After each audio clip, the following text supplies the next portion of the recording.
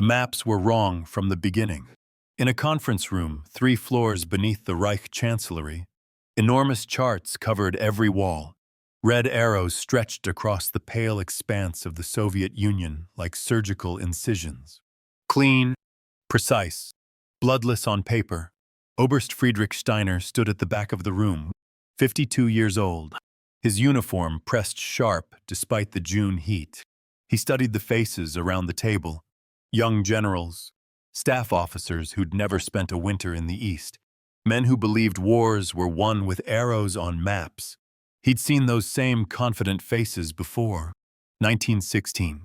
The Eastern Front. Different war. Same mistakes. The briefing officer's pointer tapped Moscow. 8 weeks. 10 at most. The Soviet state will collapse before the first snow. Steiner's jaw tightened. He'd written the report they were ignoring. 43 pages. Detailed logistics assessments. Winter supply requirements based on actual experience. Not theory. Temperature data from the 1916 campaign. Recommendations for cold weather equipment. Procurement timelines. The report sat in a drawer somewhere. Unread. Inconvenient. Herr Oberst. The voice cut through his thoughts. A major general he didn't recognize. You have concerns. Every eye in the room turned. Steiner felt the weight of institutional pressure, the unstated command. Agree or be labeled defeatist. The distances. His voice carried the gravel of experience. Russia isn't France. Supply lines will stretch beyond sustainable limits, and winter will not be a factor. The general's interruption was surgical. The campaign concludes in autumn. Your report, while thorough, addresses a scenario that will not occur. Steiner held the man's gaze.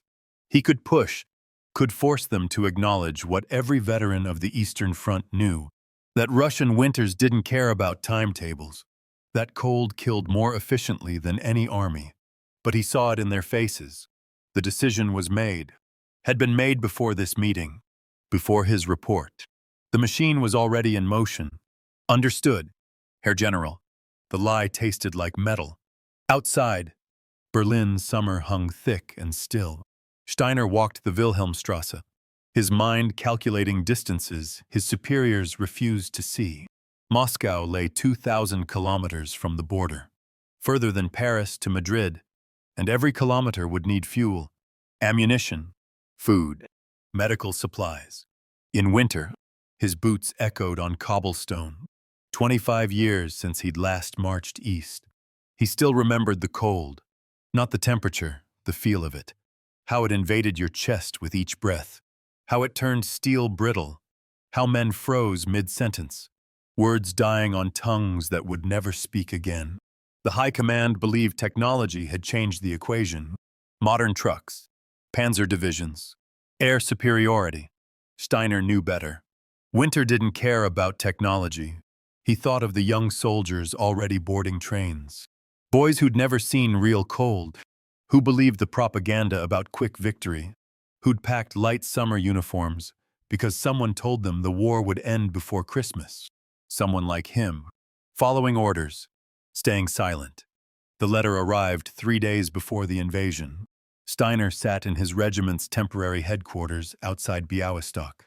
Dawn light filtered through dusty windows. The envelope bore the Reich War Ministry seal. He knew what it was before opening it. They all did. The officers who'd voiced concerns, who'd filed reports, who'd asked uncomfortable questions about winter logistics. The letter was brief, professional, devastating. A statement had been prepared. It acknowledged that his previous winter assessment had been based on incomplete data, that modern German military capability had rendered such concerns obsolete, that he fully supported the operational timeline as presented by the High Command. All he had to do was sign it, or face immediate removal from command, court-martial for undermining military morale. Disgrace. Steiner read it 3 times, each word carefully chosen, each phrase designed to absolve the architects of this campaign when the bodies started piling up. He thought about his men, 800 soldiers preparing for the largest invasion in history, most barely 20 years old. They needed experienced leadership, needed someone who understood what was coming. If he refused to sign, they'd replace him with a true believer, someone who'd march them into winter without hesitation. His hand shook slightly as he reached for his pen. The signature took 3 seconds. The weight of it would last forever. He'd chosen his career over his conscience, chosen to be complicit, to become part of the machine rather than broken by it. Doctor. Ernst Wagner found him an hour later, staring at the signed document. You signed it. Wagner's voice held no judgment, just recognition. The 45-year-old medical officer had seen enough war to understand impossible choices. What else could I do? Steiner didn't look up. Refuse and watch them put some fanatic in command. At least I know what's coming. I can prepare the men. Can you? Wagner settled into the chair across from him. They've allocated 30% of required winter clothing. Transportation priority goes to ammunition and fuel. Medical supplies are calculated for a 3-month campaign. I know. Then you know we're marching into a death trap. Steiner finally met his eyes. I know I chose to march with them rather than watch from prison. Wagner nodded slowly. That's the choice they gave you. But it's still a choice you made. The words hung between them. True. Undeniable. There's someone you should meet, Wagner said. Young enlisted man. Asked to speak with you specifically. Says his father served under you in 16. Klaus Becker stood when Steiner entered the barracks. 24 years old. Lean. Eager. The kind of young soldier who still believed in glory. Herr Oberst. The boy's salute was textbook. My father spoke of you often. Hauptmann Becker. 3rd Infantry. Riga Sector. Winter 1916. Steiner remembered. Hans Becker. Good soldier. Died of pneumonia 2 weeks before armistice. The cold had weakened him first. Your father was a fine man. He said you saved his squad during the January offensive. When the supply lines froze, Klaus's eyes shone with admiration. He said you knew the East, that you understood winter. The irony hit like a fist. This boy believed in him. Believed the legend of an officer who'd survived Russian winter through skill and knowledge. If only he knew what Steiner had just signed. Your father taught me as much as I taught him. Steiner kept his voice steady. Russia is not like the West. The distances are vast. The cold is absolute. You must, he stopped. What could he tell this boy? To desert. To sabotage his own equipment. To pray the high command was right, and he was wrong. You must stay close to your unit. Steiner finished quietly. Watch the experienced soldiers. Learn from them. And if winter comes, the officers say we'll be in Moscow before then. The officers said that in 1916 too. Klaus's smile faded slightly. But we're better prepared now. Modern equipment. Panzers. The Luftwaffe. Steiner looked at this boy whose father he'd failed to bring home. This boy who'd be dead in 6 months if the campaign went as he knew it would. Yes, he said. We're better prepared. Another lie. Lighter than the first. Heavier than he could bear. Operation Barbarossa began at 3:15 a.m. on June 22nd, 1941. The artillery barrage shattered the pre-dawn darkness. Thousands of guns firing in synchronized thunder.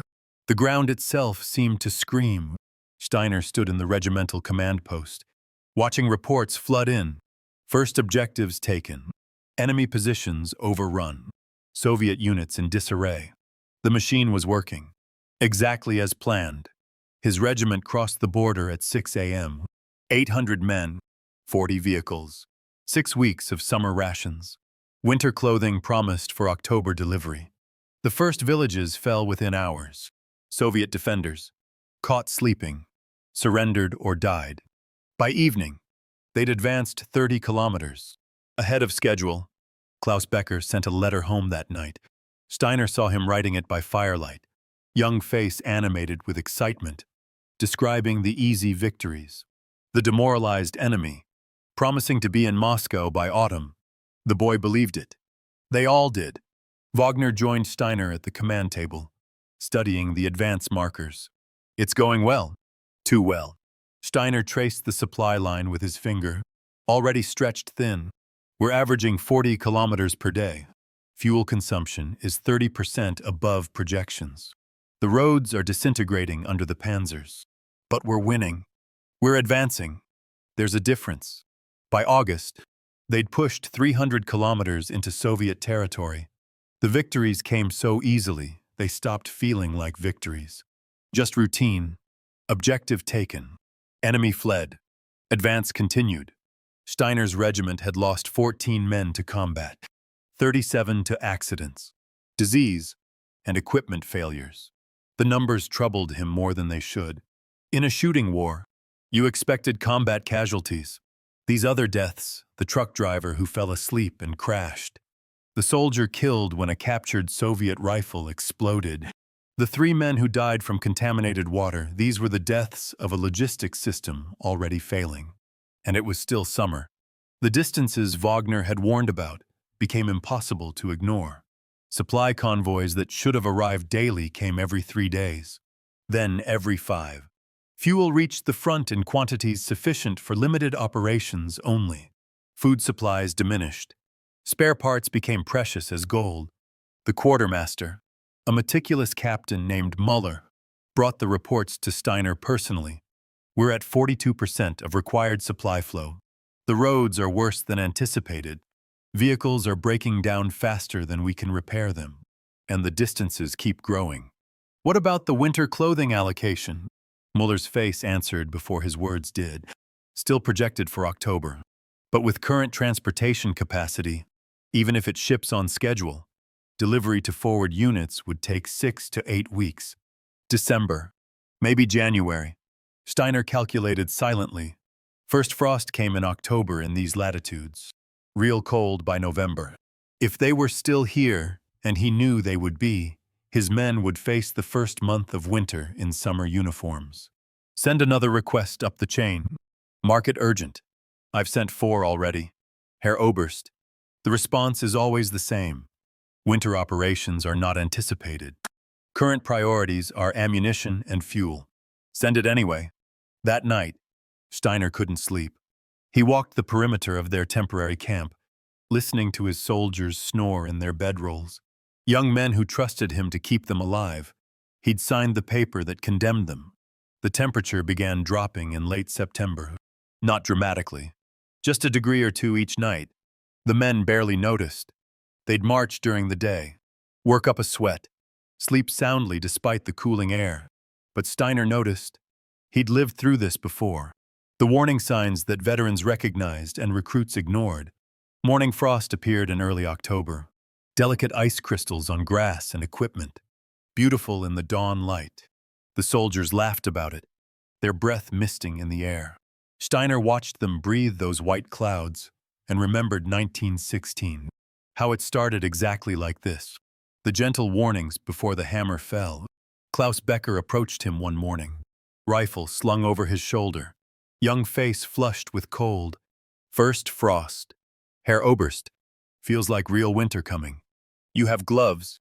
The boy's expression shifted, surprised by the question. No.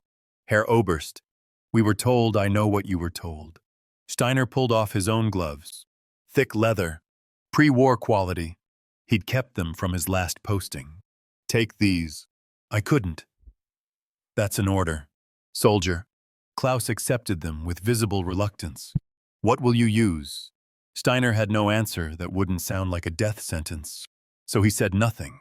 The requests for winter equipment grew more desperate, not just from Steiner's regiment. From across the entire front, thousands of officers sending the same urgent messages. The responses, when they came, were variations on the same theme. Winter operations not anticipated. Current supply priorities unchanged. Equipment delivery schedules remain as projected. Wagner confronted him in mid-October. They're not sending it. The winter gear. It's not delayed. It's not coming. It'll come. Friedrich. Wagner rarely used his first name. I've seen the medical supply projections. They've allocated morphine and bandages for a 3-month campaign. We're in month 4. The pharmaceutical depots have nothing in reserve for winter casualty treatment. No frostbite protocols. No cold weather disease provisions. They wouldn't. They already did. The moment they rejected your report, the moment they locked in the timeline, they committed to finishing this before winter, or accepting the casualties. Steiner wanted to argue, to defend the institution he'd served for 30 years. But Wagner was right. The decision had been made in June. Everything since was just momentum. How many will we lose? Steiner asked quietly. If we're still here in December, Wagner stared at the October landscape. Half, maybe more. Frostbite, hypothermia, diseases of malnutrition and exposure. And that's if the Soviets don't counterattack. We need to prepare the men. Extra socks, layered clothing, shelter protocols. With what resources? We barely have enough food. We're burning furniture from captured buildings for heat. The supply situation is catastrophic, and it's still autumn. A runner interrupted them. Young private, out of breath. Herr Oberst, regimental headquarters requests your presence. Priority message from Army Group Center. The message was brief.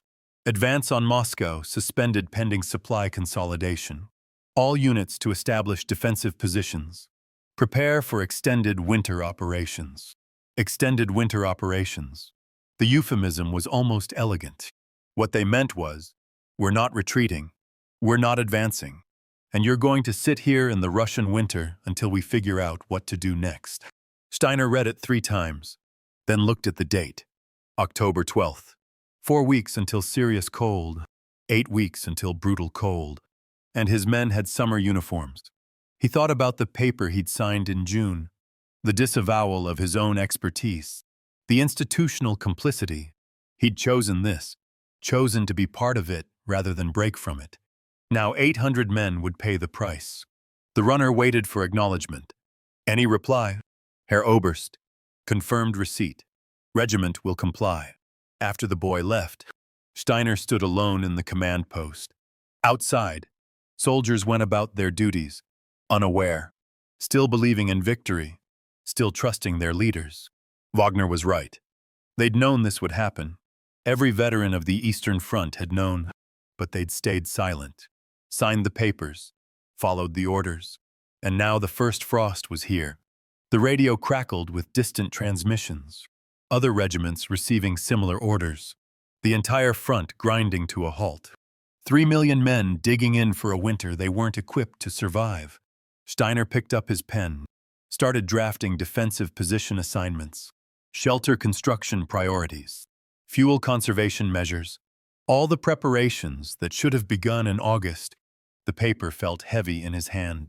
Every word another compromise, another accommodation to a situation that should never have existed.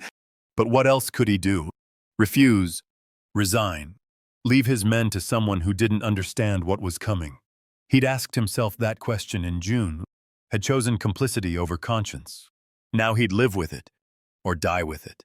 The machine rolled forward, 300 kilometers behind Steiner's position, in a hastily fortified village near Vyazma. Captain Dmitri Volkov of the 32nd Rifle Division watched German reconnaissance aircraft pass overhead. 38 years old, career officer, defender of a homeland he'd never expected to defend this far east. The Germans had pushed them back 500 kilometers in 4 months, had killed tens of thousands, had burned villages and slaughtered civilians, had brought mechanized warfare to a scale the world had never seen. But now, in mid-October, they'd stopped. Volkov studied the intelligence reports. Enemy units establishing defensive positions. Supply difficulties. No winter clothing evident in captured equipment logs. The Germans had outrun their logistics, had advanced so far, so fast, that their own success had trapped them. And winter was coming.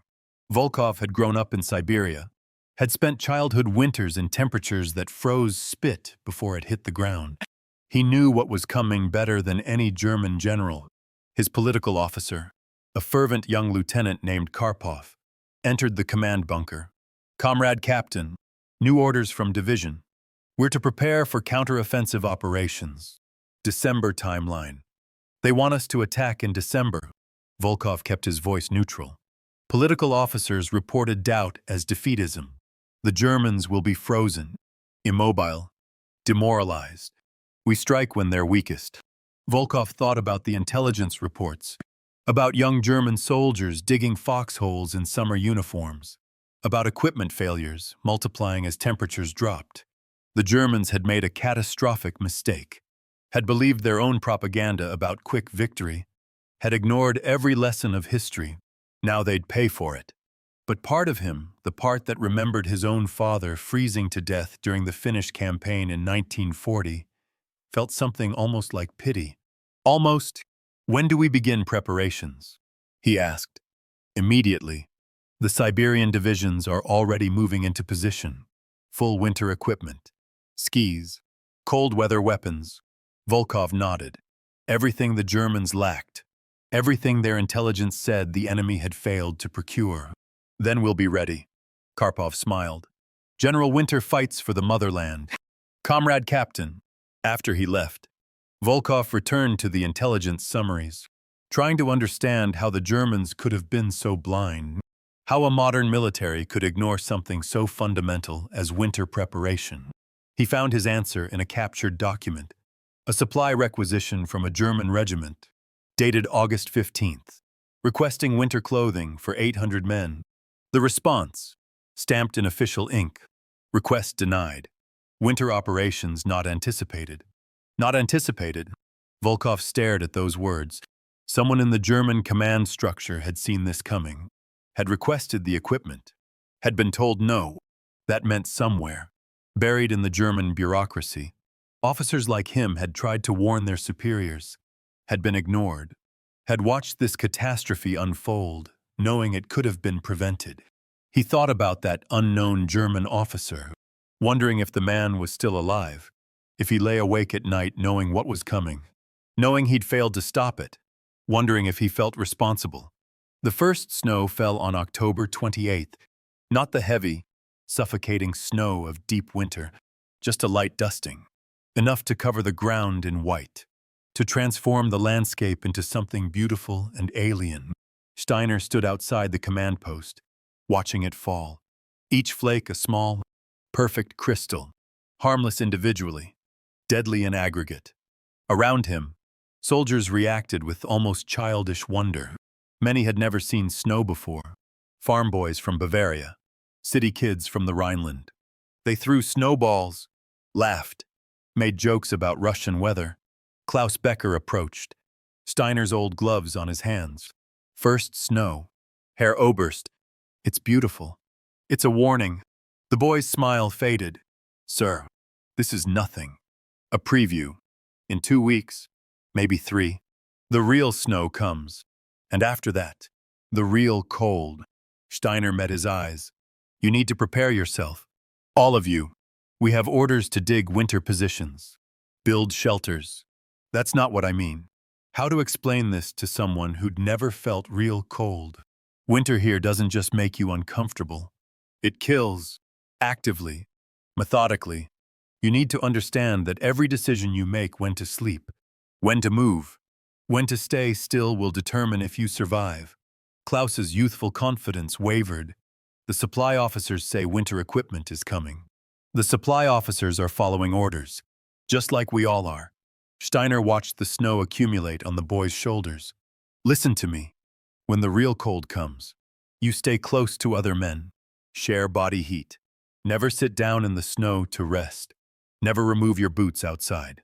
If your hands go numb, don't ignore it. And if you start feeling warm when you shouldn't, if you're sitting in the cold and suddenly feel comfortable, that's hypothermia. That's death lying to you.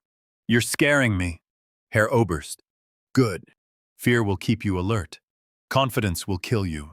Wagner joined them, watching the snow fall, temperatures dropping faster than projected. We're at -5 tonight. Next week, -10. Week after, -15. The shelters, Steiner asked. We've converted 8 buildings into barracks. Enough space for maybe 300 men if they pack in. The rest will be in tents or dugouts. 500 men in inadequate shelter. When temperatures hit -30, Steiner did the math. The terrible, inevitable math. Increase shelter construction, priority. Strip buildings from abandoned villages if necessary. Rotate men through the warm spaces. Maximum 4 hours per man per day. That's barely enough to prevent frostbite. It's what we have. The snow continued falling. Gentle. Persistent. Covering everything in deceptive beauty. Somewhere in the distance, artillery rumbled. Soviet guns testing German positions. Probing for weakness. They'd find it soon enough. The discovery came 3 days later. A patrol reported smoke on the horizon. Not from combat. From a large fire. Several kilometers northwest of their position. Steiner took a squad to investigate. Klaus Becker volunteered. Lieutenant Heinrich Vogel, the regiment's senior platoon leader, insisted on accompanying them. 28 years old. Vogel had proven himself competent and steady during the advance. The kind of officer who executed orders efficiently while maintaining genuine concern for his men. They found it just after dawn. A village, recently burned. The building still smoldering despite the snow. Wehrmacht, demolition team markers visible on the ruins. Scorched earth protocol. Deny the enemy shelter and supplies. Steiner walked through the devastation, trying to understand why anyone would burn a village this far behind German lines.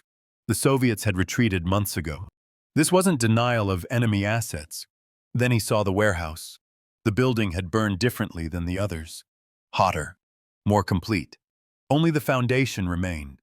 But the debris field told the story. Fabric remnants. Leather scraps. Metal buttons and buckles. Klaus found it first. A partially burned coat. Thick wool.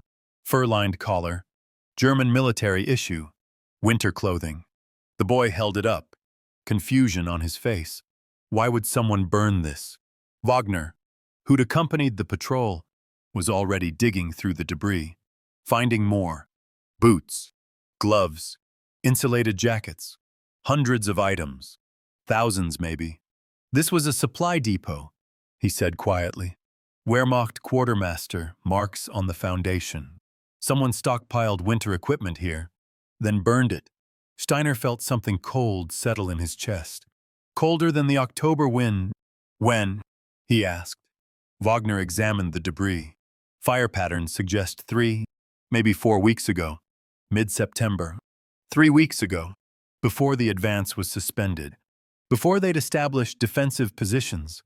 Someone had burned winter clothing while German soldiers were still advancing in summer uniforms. It doesn't make sense, Klaus said. Why destroy supplies we need? But Steiner understood. Understood with a clarity that made him want to vomit. Scorched earth wasn't just about denying the enemy. It was about maintaining the illusion. If winter supplies existed this far forward, it meant someone had anticipated extended operations, had planned for winter.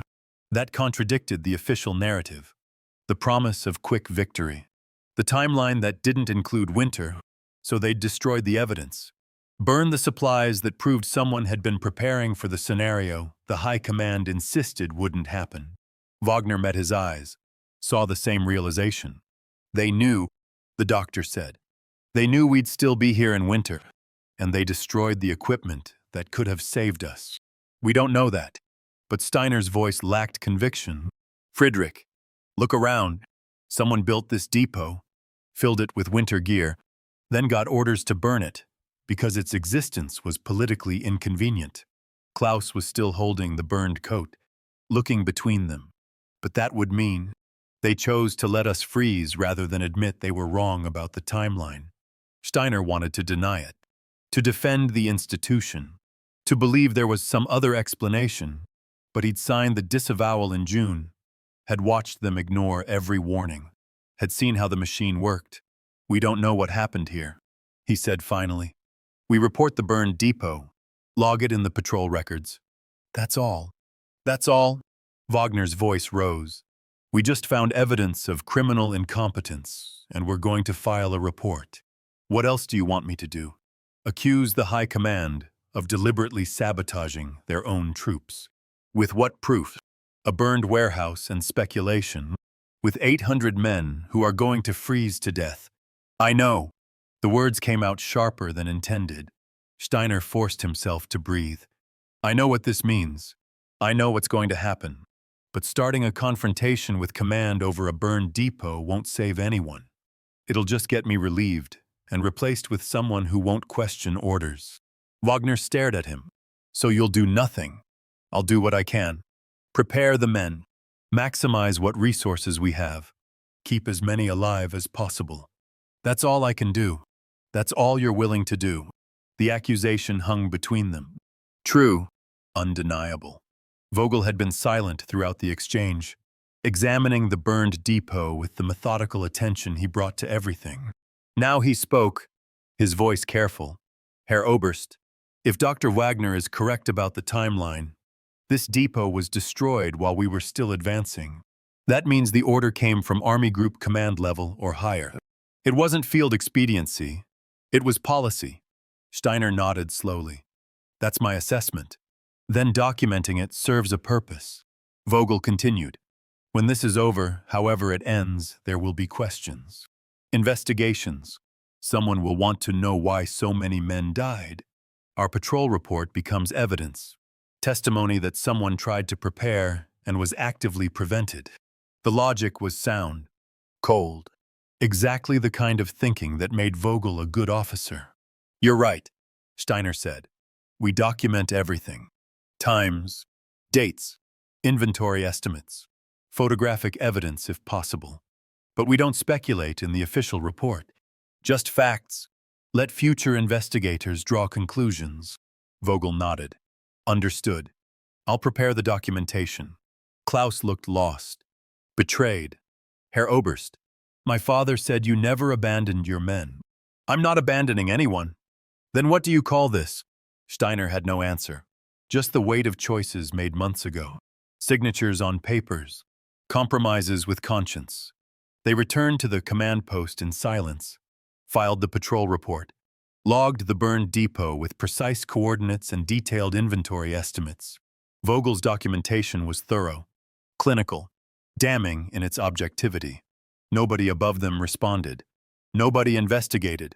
The report disappeared into the same bureaucratic void that had swallowed Steiner's winter assessment in June. The machine continued forward. That night, the temperature dropped to -12. Soldiers huddled in inadequate shelters, wrapped in summer coats and desperation. The first screams started around midnight. Men waking to discover their feet had gone numb. Fingers frozen to rifle stocks, skin splitting in the cold. Wagner's medical post was overwhelmed by dawn. 47 cases of frostbite, 11 severe, 3 requiring immediate amputation. Steiner watched the doctor work, watched young soldiers scream as frozen flesh was cut away, watched the pile of severed fingers and toes grow on the medical tent floor. No anesthesia, no proper instruments, no heated recovery space, just screaming and blood and the bitter smell of gangrene already setting in. Klaus Becker sat in the corner, Steiner's gloves still protecting his hands, watching his friends lose pieces of themselves to the cold. You knew, the boy said. Accusation flat and dead. Back in June, you knew this would happen. Steiner couldn't lie to him. Not anymore. Yes. And you said nothing. I tried. I wrote a report. They made me sign a statement saying I was wrong. And you signed it. Yes. Why? Such a simple question. Such an impossible answer. Because I thought I could do more good staying in command than being court-martialed. Because I believed I could prepare the men, minimize casualties, find a way through. Steiner met the boy's eyes. Because I was afraid of losing my career, my position, my comfortable narrative that I was one of the good ones following bad orders. And now I know the cost of my cowardice. Klaus said nothing, just looked at the medical tent, at the soldiers screaming, at the evidence of institutional failure made flesh. Wagner emerged from the tent, blood to his elbows. We need morphine, proper surgical tools, heated recovery space. We need everything we don't have. Send another requisition. They'll ignore it like all the others. Send it anyway. Wagner laughed, bitter and sharp, so we can maintain the fiction that we're trying. So when the casualty reports go up the chain, you can say you followed proper procedures. What else is there? Honesty. Tell the men the truth, that we've been abandoned, that the promises were lies, that they need to prepare for the worst because help isn't coming. That would destroy morale. Morale is already destroyed. They're losing fingers to frostbite in October. What do you think happens when January comes? Steiner had no answer. No defense. No way to reconcile what he knew with what he'd done. The machine had rolled forward, and he'd helped push it. Outside, the first real snowstorm began. Not gentle flurries. Heavy, wind-driven snow that buried the landscape in white. The temperature plunged. -20 by nightfall. The soldiers huddled together for warmth, burned furniture, shared thin blankets, prayed for supply convoys that wouldn't come. And in his command post, Oberst Friedrich Steiner sat alone with the weight of June's signature. The choice he'd made, the choice that had seemed so reasonable at the time. The first frost had arrived. The real winter was still coming, and 800 men would pay for his silence. November arrived like a sentence. The thermometer outside Steiner's command post read -28 degrees Celsius. The mercury had frozen solid 3 days ago. Now they estimated temperature by how quickly exposed skin turned white. 30 seconds meant -20. 15 seconds meant -30. Instantly meant death. It was -30. The regiment had been in defensive positions for 3 weeks. 763 men scattered across a 12-kilometer front, holding a line that existed only on maps in Berlin. No strategic value, no tactical significance. Just coordinates someone had drawn on a chart. 37 soldiers had died during the first weeks of November. Not from combat. The Soviets hadn't attacked in force yet. Just probing patrols, testing, waiting. The deaths came from cold, from accidents during shelter construction, from diseases that thrived in weakened bodies. Steiner stood in what had once been a schoolhouse. The children's drawings still decorated one wall. Simple crayon sketches of families and farms. A different world. A world where winters meant snowmen and warm fires. Not this. The casualty reports covered his desk. Not from combat. The Soviets hadn't attacked in force yet. Just probing patrols. Testing. Waiting. The casualties came from the cold. 217 men with frostbite severe enough to require medical intervention. 83 with infections from earlier cold injuries. 41 too weak from hunger and exposure to perform basic duties. 19 dead in the past 72 hours. None from enemy fire. Dr. Wagner entered without knocking. His face had aged a decade in 3 weeks. Deep lines around his eyes. Gray stubble he no longer bothered to shave. Hands that trembled slightly from exhaustion. We need to talk about medical priorities. Wagner's voice was flat. Professional. The tone of a man who'd already accepted the impossible. How bad? I can perform maybe 50 amputations with current supplies. Maybe, probably closer to 40. After that, I'm out of sterile instruments. Morphine. Bandages. Antiseptics. Everything. He paused. I have 217 cases that need intervention. Steiner understood immediately. Understood what Wagner was asking him to do. You're telling me to choose. I'm telling you the mathematics are unavoidable. 50 men can be saved through amputation. The rest will either recover on their own unlikely or die slowly from gangrene, sepsis, or hypothermia. You need to decide who gets treatment. That's a medical decision. No, Wagner met his eyes. That's a command decision. I can tell you who's most likely to survive the procedure. I can tell you who has the best chance of recovery. But choosing which 50 men get to keep living, that's not medicine. That's triage by resources we should have but don't. And that decision is yours. Steiner looked at the casualty list.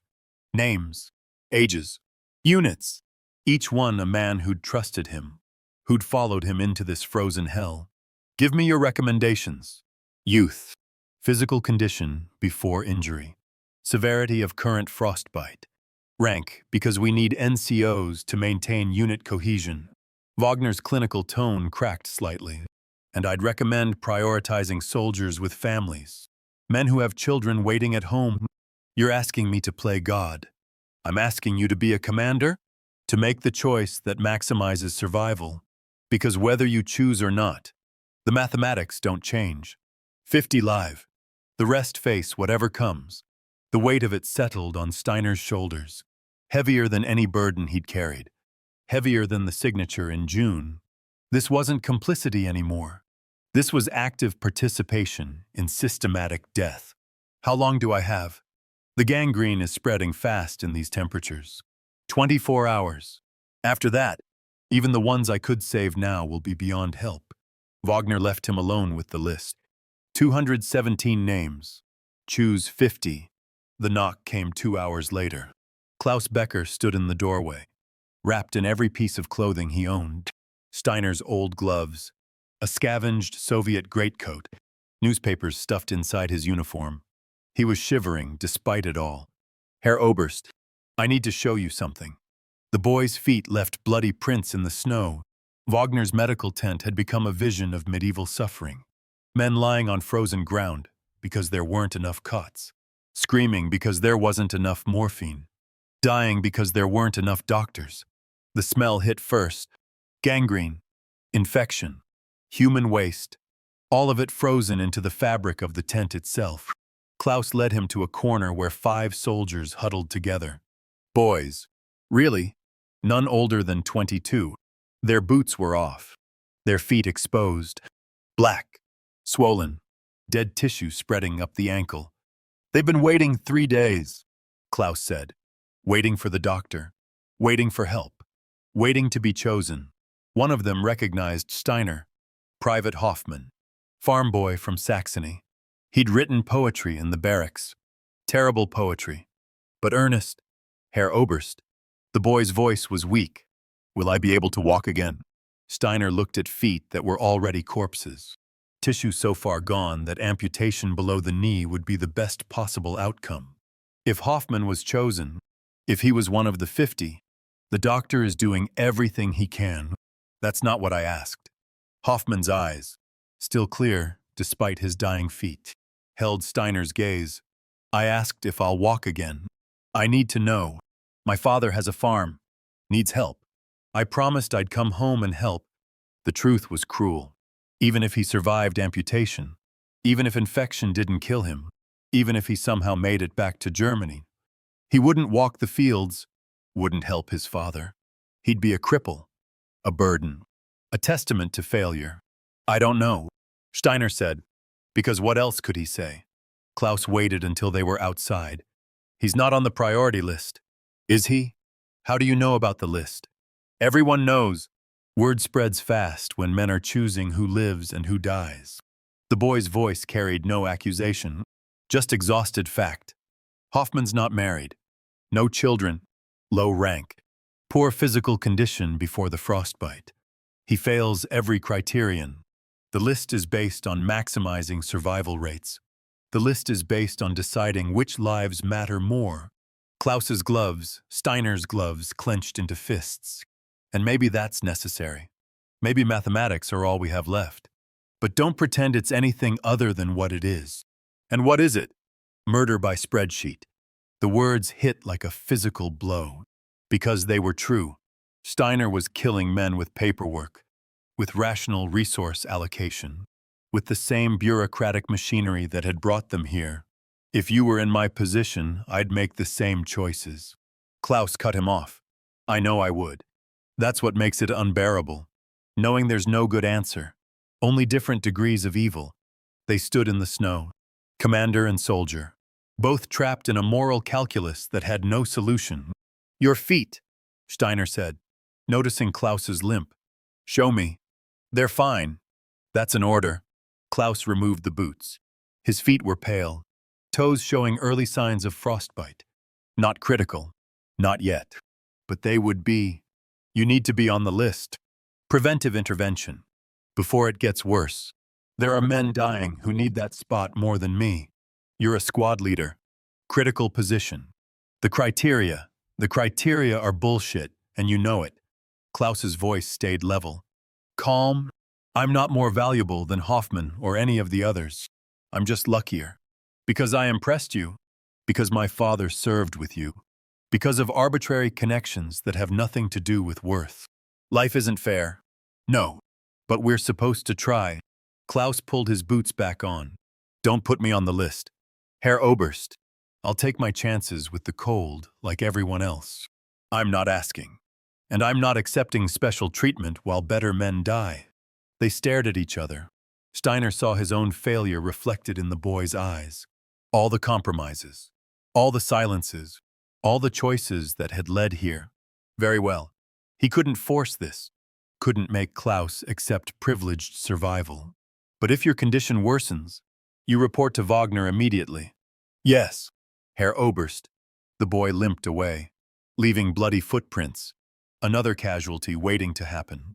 Steiner returned to his office, to the list, to the impossible mathematics.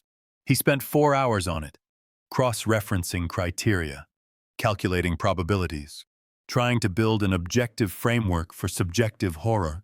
The final list contained 47 names, 3 short of Wagner's capacity, 3 gaps for emergencies, for cases that deteriorated faster than expected, or for boys who wouldn't accept special treatment. He signed it at midnight, his hand steady, his conscience screaming. Wagner took it without comment, just nodded and walked back to the medical tent to begin the sorting. The chosen and the abandoned. Steiner poured himself a drink from his last bottle of schnapps, sat alone in the dark, listening to the wind howl outside. Somewhere in the camp, a soldier was singing, some folk song from Bavaria, the words barely audible through the walls. The singing stopped abruptly, cut off mid-verse. Steiner didn't need to investigate, didn't need to see. He knew what that silence meant. Another one frozen. Another name for tomorrow's report. Another failure he'd have to file in triplicate. The radio intercept came at 0347 hours. Muller, the quartermaster, had set up a monitoring station, trying to track supply convoy movements. Instead, he'd caught something else, an encrypted transmission from Army Group Center to Berlin. The encryption was standard Wehrmacht protocol. Muller had the cipher keys. He brought the decoded message to Steiner personally, his face white, hands shaking. Steiner read it 3 times. From Army Group Center Logistics Command. To OKH Supply Directorate. Winter Equipment Delivery Timeline. Revised projections confirm winter clothing delivery to forward units, impossible before January 15th at earliest. Transportation capacity insufficient. Acknowledge previous estimate of October 31st was known to be unattainable as of August 12th. Decision to maintain false timeline was strategic. Early disclosure would have undermined offensive momentum and morale.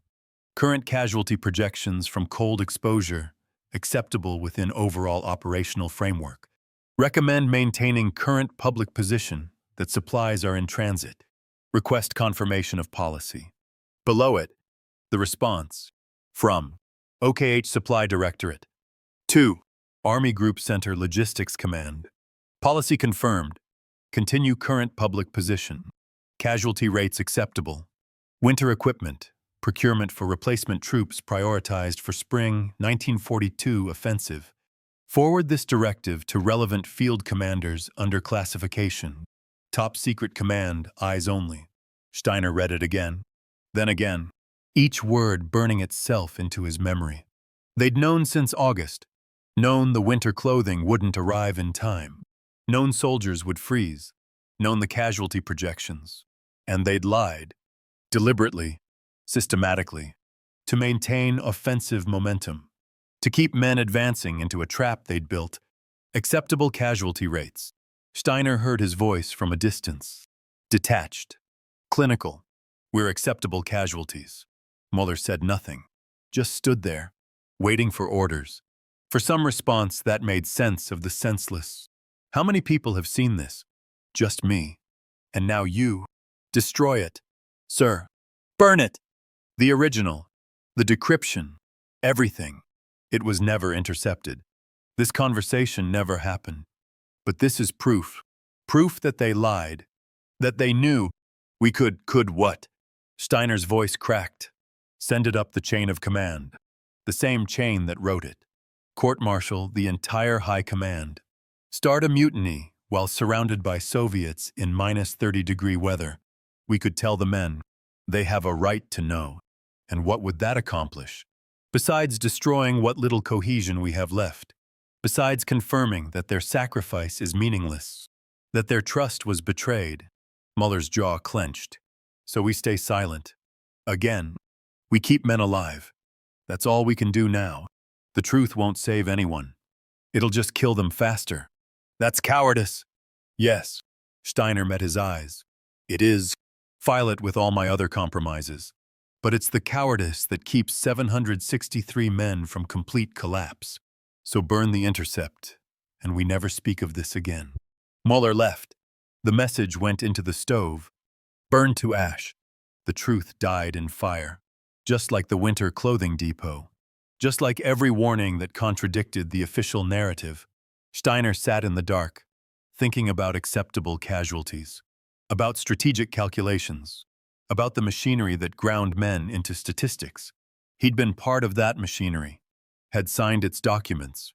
Had enforced its orders. Now he understood. Truly understood. He wasn't just complicit. He was expendable. Had always been expendable. The signature in June hadn't saved him. It had just delayed his realization of irrelevance. The high command had written him off in August. Had written them all off. Had calculated exactly how many would freeze to death and decided it was acceptable. Acceptable. The word tasted like poison. Somewhere in the distance, artillery rumbled. Soviet guns. Getting closer each night. Waiting for the right moment. They didn't need to rush. Winter was doing their work for them. 300 kilometers north, Captain Dmitri Volkov studied the same darkness from the opposite side. Soviet intelligence had intercepted the German transmission. The whole thing, every damning word. The political officer, Karpov, had been ecstatic. This proves their weakness. Their command is in chaos. Their soldiers are abandoned. We should attack now. Crush them while they freeze. But Volkov had read it differently. Had seen something else in that cold transmission. German officers had known this would happen. Had tried to prevent it. Had been overruled by their own command. Just like Soviet officers had been overruled. Ordered to attack without air support. To advance without artillery preparation. To die in human waves because Stalin said so. The Germans weren't monsters. They were soldiers. Following orders. Trapped in the same machinery that trapped everyone. He'd lost his family to the invasion. His wife and daughter. Killed in the bombing of their village. He had every reason to hate. Every justification for revenge. But reading that intercept, seeing the German command sacrifice their own men as callously as Soviet command sacrificed theirs, the hate became complicated. Comrade Captain, Karpov interrupted his thoughts. The division commander wants attack recommendations. The Germans are weak. Their morale is broken. We could push them back 50 kilometers. Volkov looked at the map, at the German positions, at the estimated strength reports, less than half combat effective, minimal cold weather equipment, supply lines in chaos. They could break them. Easily. What are our casualty projections? He asked. Acceptable. Karpov used the same word the Germans had. Perhaps 15%. But we'd gain significant territory. Prove the Germans can be beaten. 15%. 300 men. Acceptable. Volkov thought about the German intercept. About commanders calculating acceptable losses. About the machinery that treated men as mathematics. Recommend we wait, he said. Let winter weaken them further. Strike in mid-December when they're at absolute minimum capability. That's cautious thinking. Comrade Captain, the implication was clear. Caution meant doubt. Doubt meant political unreliability. That's tactical thinking. Volkov corrected. Why spend 15% casualties now when we can achieve the same objective with 5% later? Karpov considered this. The political officer understood numbers. Efficiency. Results. Very well. I'll recommend delayed offensive. For tactical optimization. After he left, Volkov returned to the intelligence summary. To the German transmission. to the proof that suffering was universal, that the machinery crushed everyone equally. He wondered if the German commander on the other side of the line felt the same way. Trapped, powerless, watching men die while following orders that made no sense. Probably. The enemy wasn't across the wire. The enemy was the system itself, the machinery that treated human lives as acceptable losses.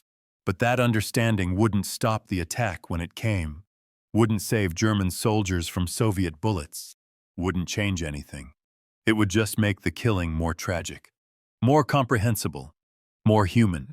The mutiny began quietly. Steiner first noticed it in the morning formation, soldiers moving slowly, eyes down, none of the usual chatter. Then he saw the officers gathered in a tight group, junior lieutenants, captains, his own staff. They were holding a document.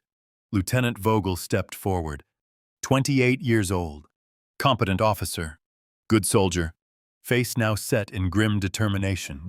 Herr Oberst, we need to discuss the regiment's situation. Discuss it in the command post. No, sir.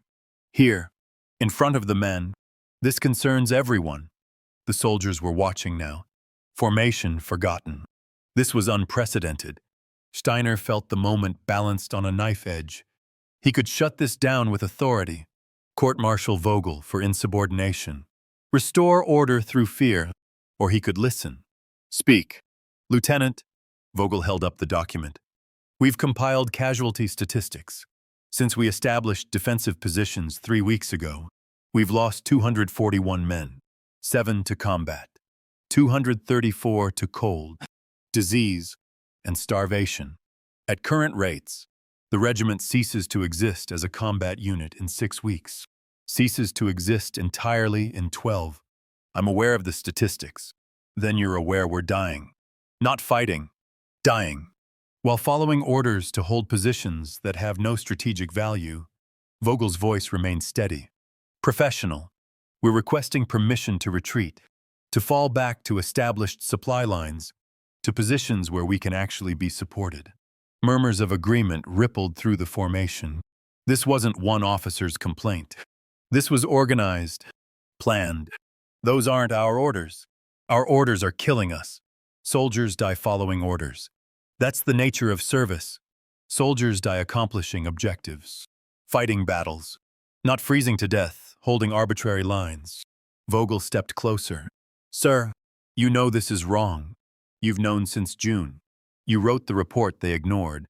You warned them this would happen. And now it is happening, and you're still following their orders.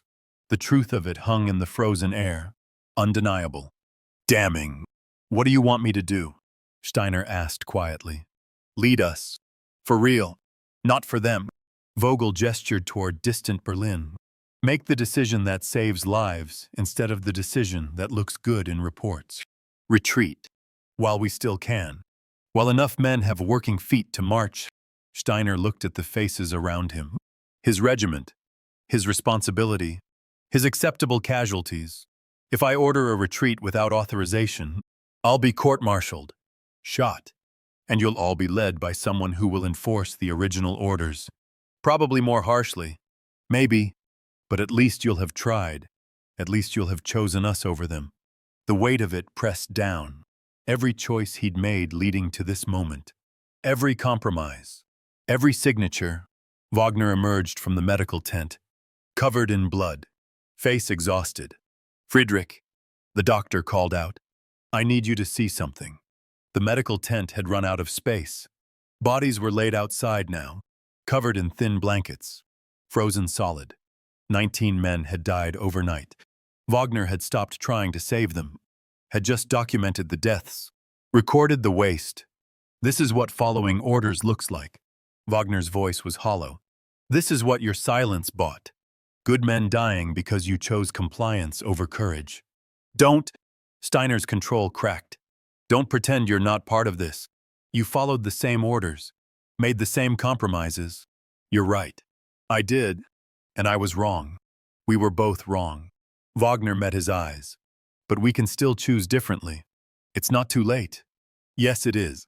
The moment we crossed the border, it was too late. The moment I signed that paper in June, The moment I burned that intercepted message last night, instead of showing it to the men, Wagner's expression shifted. You burned it. I burned the proof that they knew, that they sacrificed us deliberately, because the truth wouldn't have saved anyone. The truth might have set them free. Free to do what? Mutiny. Desert. Defaster. Steiner's voice rose. I'm trying to keep them alive. That's all I have left. Following orders. Maintaining structure. Because without structure, we don't even have that. We don't have that now. We have the illusion of structure, the illusion of purpose. But underneath, we're just dying slowly while pretending it means something.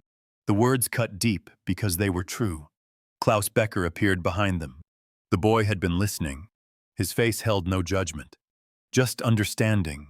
Herr Oberst, he said quietly. My feet are worse. Wagner says I need amputation. Steiner looked at the boy he'd tried to save. The boy who'd refused special treatment. You're on the list now. No arguments. There is no list anymore. Wagner used all the medical supplies on the first 47 Somme. There's nothing left. The mathematics had run out. The carefully constructed triage had failed. Not because Steiner had chosen wrong, because there had never been enough resources for right. Then we wait for resupply. Resupply isn't coming. You know it. I know it. Everyone knows it. Klaus's voice stayed steady.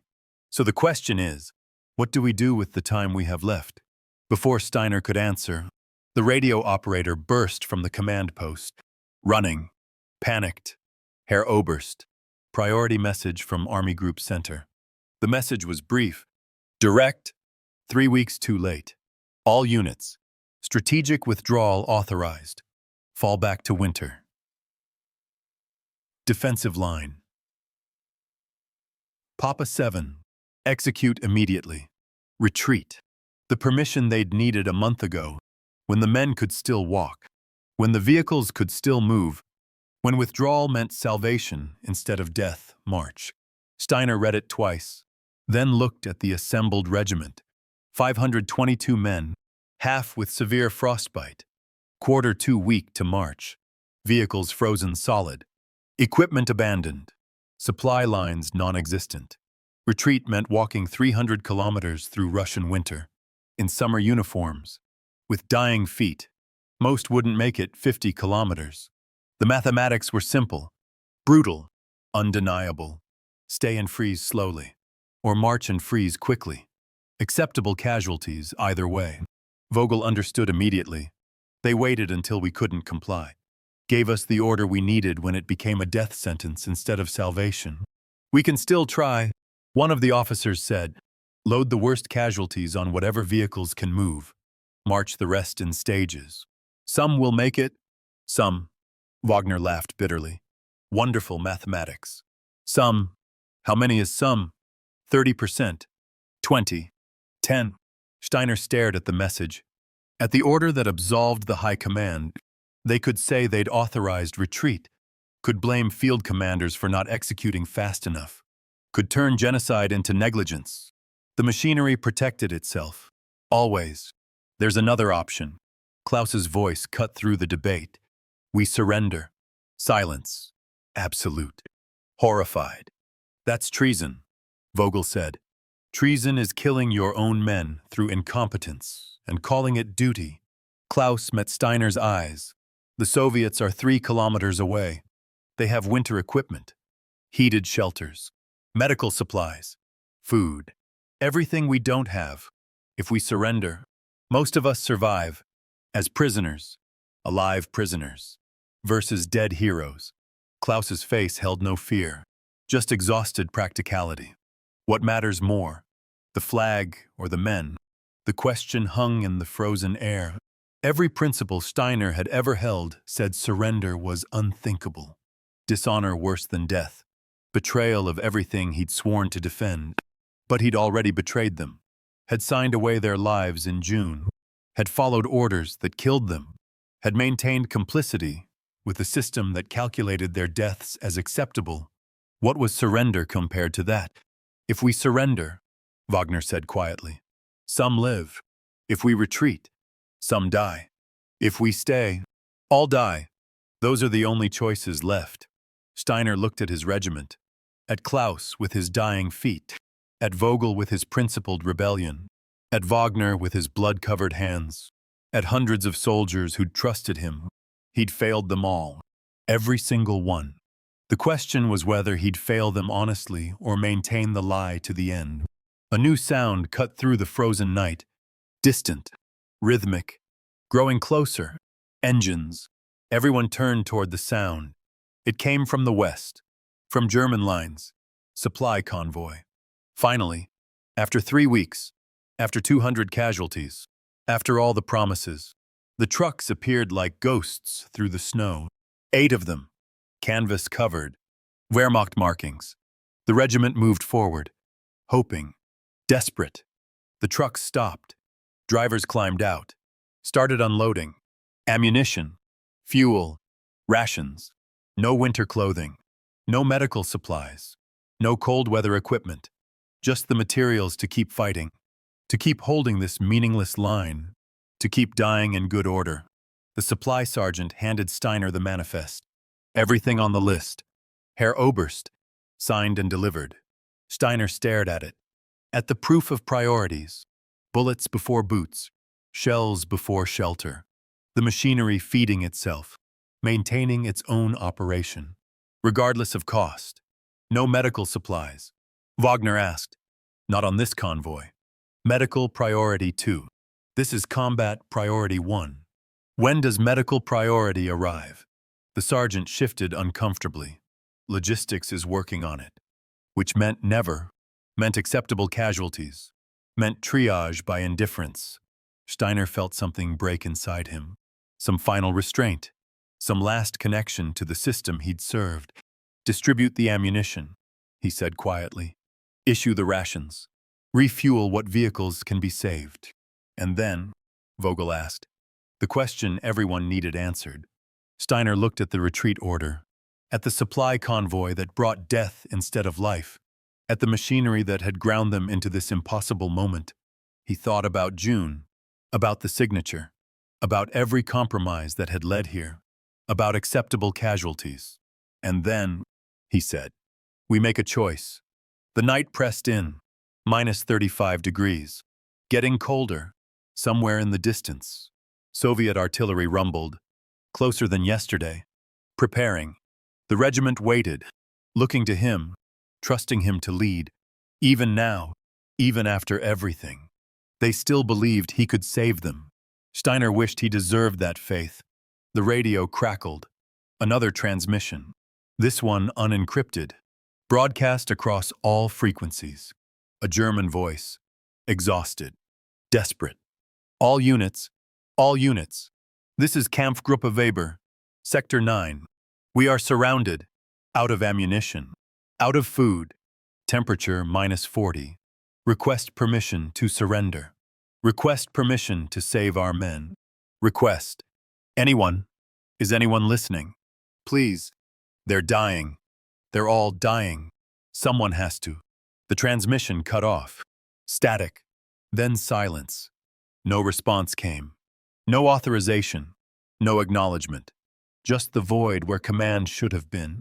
Steiner's radio operator looked at him. Should we respond? And say what? The boy had no answer. None of them did. Kampfgruppe Weber. 600 men. Probably dead now. Or dying. Or surrendering without permission. Another acceptable casualty. Another unit that would be blamed for failing to execute impossible orders.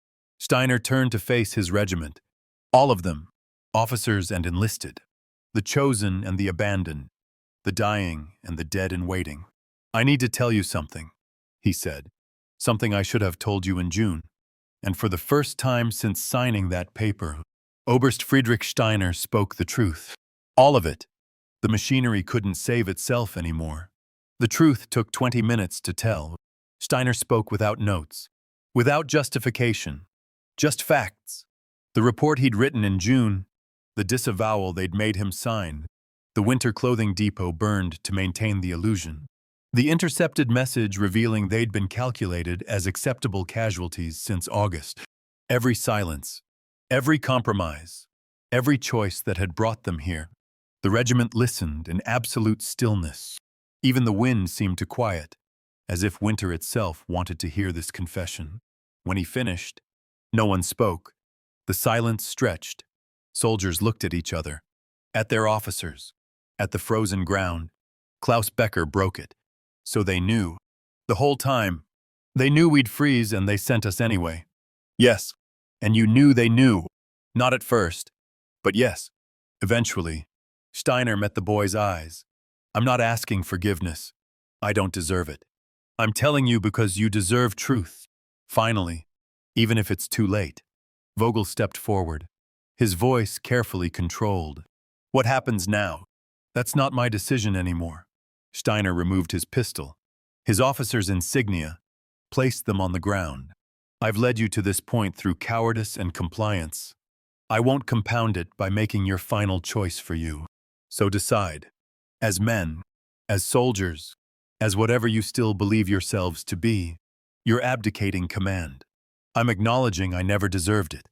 Wagner moved to stand beside him. I was complicit in every silence, every compromise. I could have refused, could have spoken. I didn't. So I stand with Friedrich. Whatever comes, one by one, the officers stepped forward, joining them. Lieutenant Vogel, Captain Mueller, even the young lieutenants who'd never questioned an order in their lives. Not agreement, just recognition. They'd all been part of the machinery, had all made choices, had all failed in different ways. We need to vote. Klaus's voice carried across the formation. Democratic. Every man gets a say, officer or enlisted. Wounded or whole, everyone who's still alive. That's not how the army works. Someone protested. The army abandoned us, so we make new rules. Klaus looked around. 3 options. We retreat following orders, knowing most of us die on the march. We stay and defend, knowing we all die slowly. Or we surrender to the Soviets, maybe live as prisoners. Surrender is treason. Treason against who? The high command that calculated our deaths. The system that sacrificed us for public relations. Or the idea of Germany that sent us here without winter boots. The question hung unanswered. Show of hands, Klaus said. Who votes retreat? 43 hands, mostly officers. Men still clinging to duty, to honor, to the belief that dying following orders meant something. Who votes defend in place? 87 hands, soldiers too weak to march, too tired to care, choosing the death they knew over the death they didn't. Who votes surrender? The rest, over 300 hands, slowly, reluctantly, shamefully, but raised. The mathematics were undeniable. The regiment had spoken. We need a white flag, someone said. Before anyone could move, artillery exploded. Not German, not defensive fire. Soviet. The barrage walked across their position with methodical precision. Shells landing in sequence. Deliberate. Controlled. Not random bombardment. Preparatory fire for an assault. Take cover. Vogel's training overrode everything. Officers ran to positions. Soldiers scattered. The vote was forgotten. Survival instinct taking over. Steiner grabbed Klaus, pulled him into the command bunker. Wagner followed. The world outside became fire and shrapnel and screaming. The barrage lasted 7 minutes. When it stopped, the silence felt wrong, unnatural. Then they heard it.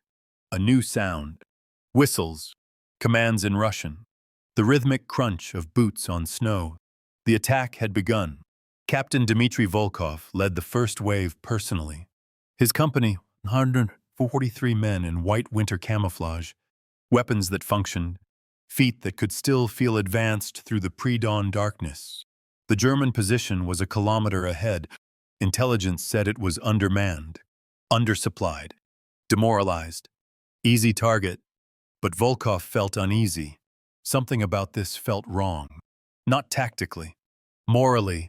He'd read the intercepted German transmission, had seen proof that these soldiers were abandoned, sacrificed, betrayed by their own command, just like Soviet soldiers had been betrayed at Kiev, at Minsk.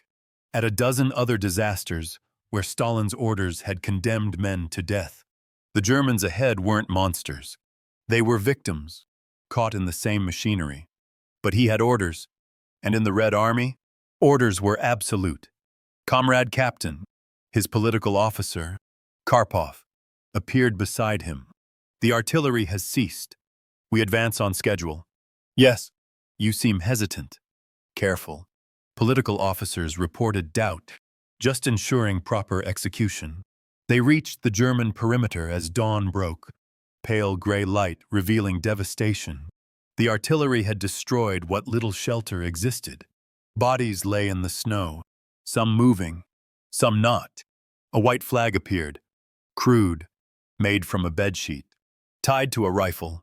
Surrender. Karpov raised his weapon. Trick. We advance. Hold. Volkov's hand stopped him. They're surrendering. They're Germans. Invaders. We show no mercy. We show discipline. Volkov kept his voice steady. Accepting surrender costs us nothing. Killing them when they've laid down arms makes us no better than them. The motherland demands vengeance. The motherland demands victory. We have it, without additional casualties.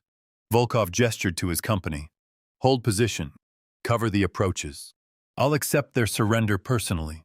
He walked forward alone, into the German position, expecting ambush, expecting treachery, ready for death. Instead, he found truth. German soldiers emerged from cover, slowly, hands raised, no weapons. Many couldn't walk, were carried by comrades. Others crawled. All of them looked like corpses, hollow eyes, skeletal faces, feet wrapped in bloody rags. An older German officer approached. No insignia, no weapon, just exhausted dignity. I am Oberst Friedrich Steiner. This regiment surrenders unconditionally. Volkov recognized the rank. Colonel, this was their commander. How many? He asked in German. 468. Living. Another 200 dead in the medical tent and perimeter. We couldn't bury them. Ground's too frozen. Nearly 700 men. Volkov's company couldn't guard that many. Couldn't even feed that many. This wasn't a tactical victory. It was a logistics nightmare. You had orders to retreat, Volkov said. He'd read the intercepted German withdrawal authorization. Yes. 3 weeks too late. We voted to surrender instead. Voted. The concept was alien. We voted, democratically, to choose our own fate since our command abandoned that responsibility. Steiner's voice held no emotion. Just fact. I'm prepared to face whatever consequences you deem appropriate, but I request medical care for my men, particularly those with severe frostbite. They need amputation, antibiotics, care we don't have. Volkov looked past him, at the German position, at soldiers who could barely stand, at the evidence of systematic neglect. He thought about the intercepted transmission, about acceptable casualties, about the machinery that had ground these men into this. Karpov, he called. Bring up the medical unit. Prepare to receive prisoners. Full Geneva Convention protocols. Comrade Captain, these are fascist invaders. These are prisoners of war. We treat them as such. Volkov's tone allowed no argument. Unless you want to explain to the division commander why we executed surrendering enemies in violation of international law. Karpov's jaw tightened, but he couldn't argue with regulations. Couldn't make mercy sound like weakness when framed as proper procedure. I'll make arrangements. After he left, Volkov turned back to Steiner. Your men will be treated, fed, given medical care, then transported to POW camps. Thank you. Don't thank me. I'm following orders, just like you did. The parallel hung between them. The orders that brought you here, that killed your men. You followed those too. Yes, I did. That's my failure. The honesty was unexpected. Volkov had expected justification, defense. Nazis blamed others for everything. But this officer acknowledged complicity. I lost my family to your invasion, Volkov said quietly. Wife, daughter, bombed in their village. I should hate you. Should want you dead. should see all of this, he gestured at the frozen position, as justice. It is justice. Of a sort. No, it's waste. Your command wasted you. My command wasted me. We're both just tools of machines that don't care whether we live or die. Volkov met his eyes. So I'll keep you alive. Not because you deserve mercy, but because someone should survive to remember this. To testify. To ensure the machinery is held accountable. Steiner nodded slowly, understanding. They weren't enemies. They were witnesses, on opposite sides of the same tragedy. The Soviet medical unit arrived within an hour. Competent. Professional. They triaged the German wounded with the same clinical efficiency Wagner had used. Severe frostbite. Gangrene. Malnutrition. Hypothermia. The same casualties Volkov had seen in poorly supplied Soviet units. Universal suffering. The machinery crushed everyone equally. Klaus Becker was among the critical cases, his feet black below the ankle. Infection spreading. Wagner worked alongside the Soviet doctors. Language barrier dissolved by medical necessity. Bilateral amputation required. A Soviet surgeon said, below knee. Both legs. If we operate now, 70% survival chance. Without operation, death in 48 hours. Klaus heard it. Understood. His face showed no emotion, just exhausted acceptance. Do it, he said. Steiner sat with him during the preparation, held his hand, the boy who'd tried to refuse special treatment, who'd voted for surrender, who'd helped save them all. Your father would be proud. Steiner said, my father died of pneumonia following orders. I'm losing my legs, refusing them. Klaus's laugh was bitter. I think he'd understand the irony. You saved 400 men today. That vote, that courage, you led when I couldn't. I just did the math differently. Chose life over honor. Not sure that's courage. It's the hardest choice there is. The Soviet surgeon approached with a syringe, real morphine, real anesthetic, everything the Germans hadn't had. This will help, he said in broken German. Klaus accepted it. Let the warmth spread through his veins. His eyes found Steiner's. Promise me something, the boy said. Promise you'll tell the truth. All of it. What they did to us. What we did to ourselves. Someone has to remember honestly. I promise. Even if it destroys you. Especially then. Klaus smiled. Drifting into unconscious. Then maybe it was worth it. They carried him to the operating tent. Steiner watched them go. Carrying the boy whose father he'd failed to save. Whose legs he'd failed to protect, but who was alive, against mathematics, against machinery, against every acceptable calculation, alive. Wagner joined him. The Soviets are competent. He'll survive the procedure. And then, POW camp. Siberia probably. Hard labor if he's lucky. Execution if he's not. Wagner's voice carried no comfort. But alive is alive. We take what victories we can. Steiner looked across the position. Soviet soldiers distributing food to German prisoners. Real bread. Hot soup. Simple kindness that cost nothing, but meant everything. The enemy had saved them, after their own command had condemned them. The irony was profound. Tragic. Undeniable. What happens to us? He asked. Officers get interrogated. Probably separated. They'll want to know about German positions. Capabilities, plans. Wagner paused. And they'll want to know why we surrendered. Why a full regiment chose capture over duty. What should I tell them? The truth. What else is left? Volkov returned at dusk. The prisoners were secured, fed, triaged. The position secured. Clean, professional, efficient. Your wounded are being treated. Transport arrives tomorrow. You'll be moved to a collection point. Then camps. He paused. The officers will be interrogated separately. You understand this? Yes. I need to know something. Volkov's voice dropped. The message we intercepted. The one saying you were acceptable casualties. You knew about that. Steiner considered lying. Considered protecting the system one final time.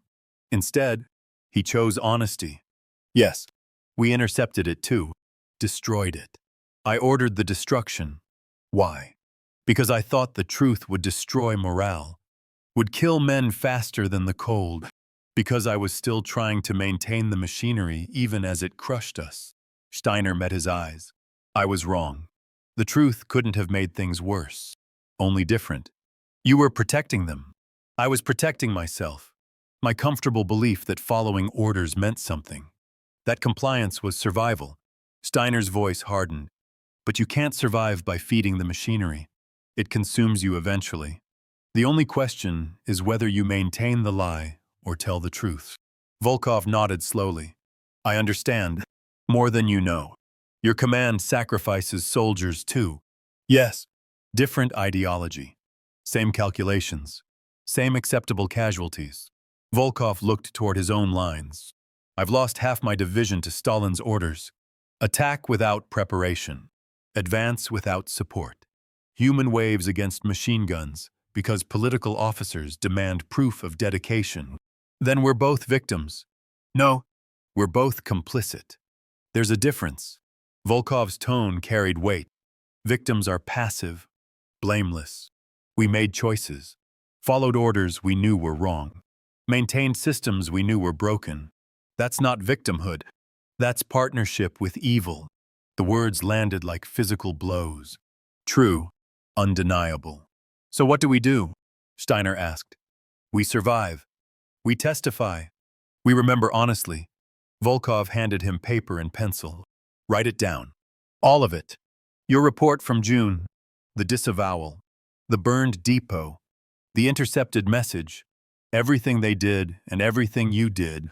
Write it so someone knows. So history has testimony. They'll suppress it. Classify it. Bury it. Probably. But at least it exists. At least the truth is recorded somewhere. Volkov's voice softened. That's all we can do now. Bear witness. Even if nobody listens.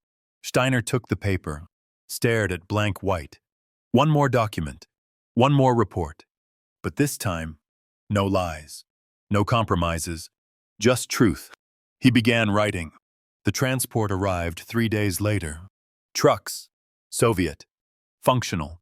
Heated. Everything the German supply convoys hadn't been. The prisoners loaded in groups. Wounded first. Then enlisted. Then NCOs. Officers last. Klaus was among the wounded. Both legs amputated below knee. Bandaged. Sedated. Alive. Steiner watched them carry him aboard. The boy who'd refused privilege. Who'd chosen honesty. Who'd saved them through courage Steiner hadn't possessed. He'll be okay, Wagner said, standing beside him, waiting for their own transport. Young. Strong. He'll adapt. He shouldn't have to. None of us should. But here we are. The officer transport arrived at noon. Smaller. More secure. Political officers present. This was where they separated. Where the machinery divided them. Processed them. Filed them into appropriate categories. Volkov supervised personally. Ensuring Geneva Convention protocols. Preventing abuse. One soldier protecting others. Even across enemy lines. Your testimony is in my pack, he told Steiner quietly. 17 pages. I'll ensure it reaches Soviet intelligence. They'll study it, learn from it, maybe use it to understand how the German command thinks, or suppress it as propaganda. Maybe, but it exists. That's something. Steiner gripped his hand. Thank you. For the mercy, for the honor. I didn't do it for you. I did it because someone has to break the cycle. Someone has to choose differently. Volkov's grip tightened. You chose differently. Too late. But you chose. Remember that. They loaded into separate trucks. German officers under Soviet guard. Heading to interrogation. To camps. To whatever future existed beyond this frozen moment. Steiner watched the German position disappear behind them. The place where 800 men had stood 3 months ago. Where 241 had died. Where 468 had chosen surrender over suicide. His last command. His greatest failure. His only honest choice. The truck drove west. Toward Soviet territory. Toward captivity. Toward truth that might never be heard. but truth nonetheless. Captain Mueller sat across from Steiner in the cramped transport. The quartermaster had been quiet since the surrender, processing his own choices. Now he spoke, voice barely audible over the truck's engine. Herr Oberst, the intercepted message, I should have refused to destroy it. Should have made copies, distributed it to the men before you could stop me. Steiner looked at the man who'd followed his order to burn evidence. Mueller had always been efficient, obedient, a perfect cog in the machinery. You followed orders, like we all did. That's not an excuse. It's a fact. Mueller's hands trembled slightly. I knew what burning that message meant. Knew we were protecting the system that killed us. And I did it anyway because it was easier than facing consequences. Steiner understood that feeling intimately. We all made those calculations, weighed our comfort against others' lives, chose ourselves. The only difference is when we stopped. Mueller nodded slowly. I'm sorry I wasn't braver. Steiner thought about Klaus, about Vogel, about all the men who'd been braver than their commanders. Don't apologize to me. Apologize to the men we failed. If we survive this, carry that weight honestly. That's all penance we can offer. The truck hit a rut. Prisoners shifted, adjusted, continued breathing, continued surviving, continued carrying weight they'd never be free of. After 3 hours, they stopped. A Soviet checkpoint, temporary structure. Guards processed them efficiently, recorded names, units, ranks, filed them into the machinery. A new machinery, different insignia, same dehumanization. Mueller was separated first, junior officers to one location, field-grade officers to another. He looked back at Steiner as guards led him away. His expression said everything words couldn't. Guilt, relief, understanding. Steiner watched him go, wondering if he'd survive the camps, wondering if survival would be mercy or punishment. The interrogation lasted 4 days. NKVD officers. Professional. Thorough. They wanted tactical information. German capabilities. Command structure. Nothing Steiner couldn't provide. But they also wanted something else. Something deeper. Why did you surrender? The interrogator was older. Experienced. He'd seen everything. Because retreat meant death, and defense meant slower death, and surrender meant possible life. The mathematics. Yes, but German officers don't think in mathematics. They think in honor, duty, sacrifice. The interrogator leaned forward. So I ask again, why did you surrender? Steiner considered his answer carefully, then chose truth over tactics. Because I'd been lying to my men for 5 months, enforcing orders I knew were fatal, maintaining a system I knew was broken, and I couldn't maintain the lie anymore. So when they voted to surrender, I honored their choice, because it was the first honest decision anyone had made since June. The interrogator studied him. You blame your command. I blame everyone, including myself. We all had choices. We all chose complicity. Some of us chose it from fear, some from ambition, some from simple cowardice. But we all chose. That's unusual honesty. For a German officer, unusual honesty got 241 men killed, 468 captured. My career destroyed. My honor forfeit. Everything I believed proven false. Steiner met his eyes. What's left except truth? The interrogator nodded slowly. Tell me everything. From the beginning. Steiner talked for 6 hours. Told it all. The report. The signature. The burned depot. The intercepted message. Every compromise. Every silence. Every choice that had led here. The interrogator recorded it meticulously. Every detail. Every admission. This will be reported to Moscow, he said. Used in analysis of German command failures. Possibly used for propaganda purposes. You understand this? Yes. You don't object. I object to being turned into propaganda. I accept being used as testimony. There's a difference. Is there? One serves truth. One serves agenda. But I can't control how you use what I've told you. I can only control what I tell. Steiner's voice steadied. So use it however you choose. At least it's documented. At least someone knows what happened. The interrogator closed his notebook. You'll be sent to Camp 5110, Siberia, officer camp. Hard labor. Possibly 10 years. Possibly more. Will I see my men? Unlikely. Officers are separated. Enlisted go to different camps. And Klaus Becker, the soldier who lost his legs, special medical camp. Disabled prisoners. He'll receive care. Basic. But adequate. The interrogator paused. He volunteered testimony too. Corroborated everything you said. Called you a coward who found courage too late. Steiner smiled despite himself. He's right. He also said you saved them. By finally telling the truth, only after every other option failed. Still, you chose. When choosing was hardest, the interrogator stood. That's more than most officers do, German or Soviet. They transferred him the next day. Train to Siberia. 3-week journey. Packed freight car. Minimal food. Guards who spoke no German. But alive. Breathing. Witnessing. Camp 5110 was exactly what he expected. Barbed wire. Guard towers. Barracks built for half the prisoners they held. Food calculated to keep men alive while extracting maximum labor. The machinery continued. Different ideology. Same mathematics. Steiner spent 6 years there, working in the lumber yards, cutting trees, processing timber, surviving. Other German officers arrived periodically, shared news from other camps.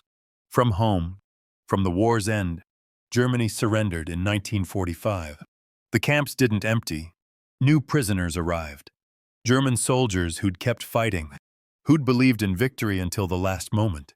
They asked Steiner about his surrender, called him traitor, coward, disgrace to the uniform. He didn't argue, just worked, survived, remembered. Wagner was in another camp, 2,000 kilometers east. They exchanged letters occasionally, censored, careful, but enough to know both had survived. Klaus was in the medical camp. He'd written once, brief, bitter. I learned to walk with prosthetics, Soviet prosthetics. The enemy gave me legs after my command took them. Remember the irony? Remember everything. Steiner remembered. In 1951, the releases began. Political prisoners first. War criminals never. Regular POWs eventually. Steiner was released in 1953, 12 years after surrender. 8 after the war ended. He returned to Germany, a ghost. His family had believed him dead. His name was on memorials. His service record listed KIA December 1941. Frozen in Russia. Acceptable casualty. The truth was buried. Classified. His testimony locked in Soviet archives. Inaccessible. The official history said his regiment had fought bravely, had died heroically defending a critical position, had honored the fatherland through sacrifice. All lies. But comfortable lies. Lies that let the machinery continue. That avoided accountability. That made acceptable casualties sound noble. Steiner tried to correct the record. Approached military historians, government officials, anyone who would listen. Nobody did. The machinery protected itself. German command claimed they'd sent winter equipment delivery had been disrupted by Soviet action. The delays weren't negligence. Were battlefield conditions, acceptable friction of war, the burned depot. No record existed. The intercepted message, Soviet propaganda. The surrender, tactical decision under extreme duress. Regrettable but understandable. Every truth twisted. Every testimony dismissed. Every witness discredited. Steiner understood. The system couldn't acknowledge culpability, couldn't admit it had calculated deaths and called them acceptable, couldn't face what it had done. So it didn't. In 1955, Wagner returned. They met in a Stuttgart cafe. 2 old men who'd been young officers once. Before Russia. Before winter. Before truth. I've been writing it down, Wagner said. Everything. Medical records from memory. Casualty statistics. Names of men who died. All of it. Compiling a complete account. Who will publish it? Nobody. Not now. Maybe not ever. Wagner's hands shook slightly. Old injury. Frostbite damage. But I'm writing it anyway. For history. For testimony. For the possibility that someday someone will care about truth more than comfort. Klaus, released last year, lives in Hamburg, teaches mathematics at a school, never married, never talks about Russia. Wagner paused. He wrote me once, said he's teaching his students about ethical choices, about when orders should be followed and when they should be refused, using algebra and geometry as framework, encoding the lesson. Yes, passing it forward, to people who never experienced what we did but might face similar choices. Steiner thought about that, about testimony taking different forms, about truth surviving through indirect means. I should visit him. He asked you not to, said seeing you reminds him of what he lost and what he gained. Wagner's voice softened. He said you taught him the most important lesson. That courage isn't refusing to compromise. It's recognizing when you have and choosing differently, even if it's too late to matter. It mattered. 400 men lived. 468. We counted every single one. They sat in silence, drinking coffee that was real, in a Germany that was rebuilding, in a world that had moved past winter 1941. But they hadn't moved past, would never move past. We're still there, in the cold, making impossible choices. Vogel, Steiner asked. Wagner's face darkened. He didn't make it out of Russia. Steiner's chest tightened. How? The retreat, Wagner said quietly. After we surrendered, the Soviets began processing prisoners, but Vogel had been wounded during the artillery barrage, shrapnel to the leg. We didn't realize how bad it was until the march to the collection point. He couldn't keep up, started falling behind. The cold was -40 that night. Steiner closed his eyes, seeing it. The Soviet guards wouldn't slow the column, couldn't slow it. They had hundreds of prisoners to move, and the weather was deteriorating. Wagner's voice remained steady but carried weight. Vogel told the guards to continue, said he'd catch up. He knew he wouldn't. We all knew. Did anyone? Could anyone? I tried, Wagner said. Told the guards he needed medical attention. They said the column couldn't stop, said there would be medical care at the collection point. But Vogel wouldn't make it that far, and everyone knew it. He went quiet for a long moment. Klaus was being carried on a makeshift stretcher. He saw what was happening, started shouting that we couldn't leave Vogel, that we had to do something. But there was nothing to do. The mathematics were clear. Stop the column and risk everyone, or continue and lose one man. The same choice we'd faced all winter, Steiner said quietly. The same impossible mathematics. Yes, Vogel understood. He ordered his men to continue, ordered them, even without authority, even as a prisoner. He still commanded. Wagner's voice cracked slightly. The last thing he said was to tell his family he was thinking of them, that he wasn't afraid, that he'd made peace with his choices. They found his body 3 days later when Soviet recovery teams went back over the route. He'd frozen sitting against a tree, his leg bandaged, his coat wrapped around another prisoner who was still alive, still breathing. Vogel had given away his only protection to save someone else. Steiner felt tears he'd thought long frozen. That's how it should be remembered. Not the surrender, not the failure, but the last choice, the one that mattered. Wagner nodded. I included it in my account, every detail, because Vogel deserves testimony that tells truth. He spent the whole war following orders, but in the end, he chose mercy over duty, gave his life to save another. That's the man he was when the machinery finally let him choose freely. They sat with that. 2 survivors carrying the weight of a man who wasn't, who'd made the ultimate choice when all other choices were exhausted. Volkov, Steiner asked. Dead. 1946. Shot by NKVD for unauthorized mercy toward enemy prisoners. Wagner's face darkened. His political officer filed charges, said he'd shown weakness, ideological unreliability.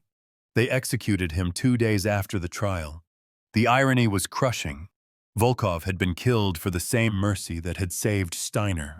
had died because he'd chosen humanity over machinery, had paid the price they'd all paid. Eventually, inevitably, he knew, Steiner said quietly. When he let us surrender, when he treated our wounded, he knew it would cost him. Chose it anyway. Yes, he chose courage when courage was fatal. Unlike us, Wagner's voice hardened. We chose it when it was merely embarrassing, when it might save some lives but wouldn't cost our own. Vogel and Volkov, they chose when the price was death. That's real courage. What we did was just clean up, trying to salvage something from the wreckage we helped create. The truth of it sat between them, undeniable. They finished their coffee, made plans to meet again, knowing they wouldn't, knowing this was goodbye. Write it down, Steiner said at the door. All of it. Vogel, Volkov, Mueller, every name, every choice. Maybe someday someone will read it, someone who faces similar choices. And maybe they'll choose better than we did. Maybe. They shook hands. Two ghosts, still haunting the winter they'd survived. 30 years later, in 1984, Wagner's memoir was published posthumously, Winter Testament, a doctor's account of the Eastern Front. Small press, academic interest only. No bestseller lists. But it existed. Steiner read it in his apartment in Stuttgart, 73 years old, alone. Most of his regiment dead from age, if not from war. The book told everything. Named him, named Klaus, named Vogel, named the choices and compromises. Didn't excuse, didn't justify, just testified. He found his reading glasses, the ones he needed now. Old eyes, failing like everything else. On the last page, Wagner had written an epilogue. To those who read this, we failed. We knew we were failing, and we continued anyway. We maintained the machinery that crushed us. We are not heroes. We are not victims. We are witnesses. Witnesses to what happens when good men choose compliance over courage, when institutional loyalty trumps moral clarity, when acceptable casualties become acceptable policy. This testimony is offered not for forgiveness, we don't deserve it, but for warning. The machinery still exists. Different flags, different ideologies, same calculations, same acceptable losses, and it will grind new generations unless someone chooses differently. Choose differently. Choose honesty when lies are comfortable.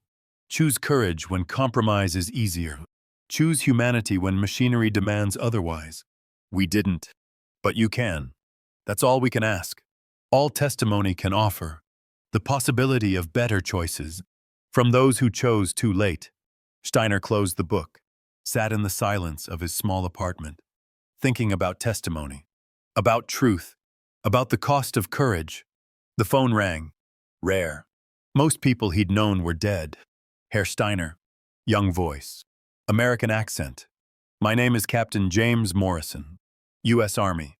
I'm researching cold weather operations for the Army War College.